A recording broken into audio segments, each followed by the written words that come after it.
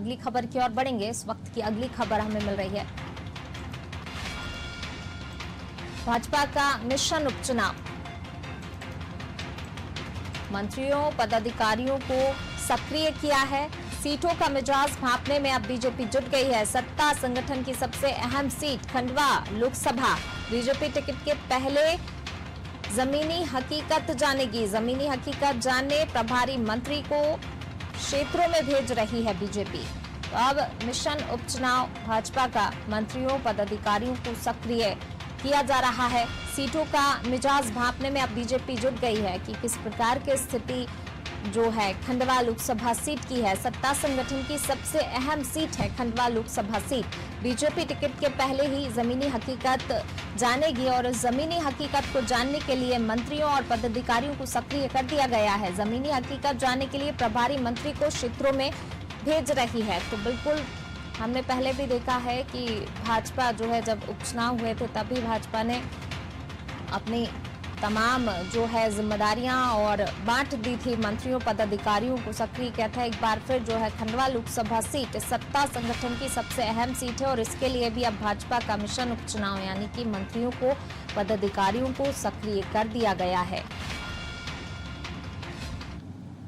और ज्यादा जानकारी के साथ हमारे संवाददाता अंकुर जी हमारे साथ लाइव फोन पर जुड़े हुए हैं। अंकुर जी, जिस प्रकार से भाजपा का मिशन उपचुनाव खंडवा जो लोकसभा सीट है वो काफी अहम है और उसको देखते हुए जो है भाजपा ने अपने मंत्रियों और पदाधिकारियों को सक्रिय कर दिया है। बिल्कुल, मैं आपको बता दूं, बीजेपी एक ऐसा संगठन है पूरी रणनीति बनाकर ही काम करता है। जैसे अभी टिकट वितरण की बात आई, उपचुनाव का मिशन चालू हो चुका है।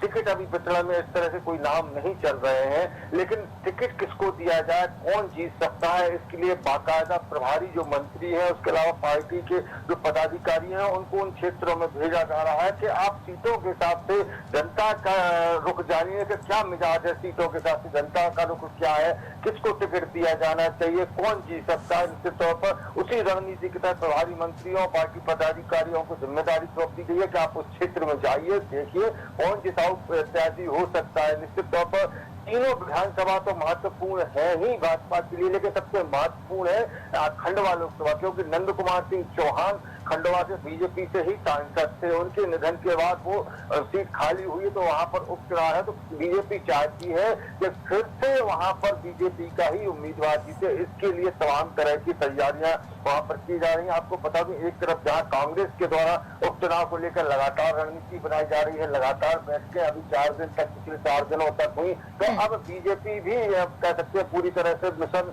उपचुनाव की तैयारी में है। निश्चित तौर पर पूरी तैयारी कर रहा है, पूरी रणनीति बना रहा है। टिकट वितरण के पहले उस क्षेत्र में जनता का क्या रुख है, क्या मूड है, उसको भांपने की जवाबदारी पार्टी पदाधिकारियों और प्रभारी मंत्री को सौंपी गई है। जी अंकुर जी, बने रहिए आप हमारे साथ, मैं लौटूंगी आपके पास। तो बिल्कुल मिशन उपचुनाव पर जो है भाजपा पूरे तरीके से फोकस है।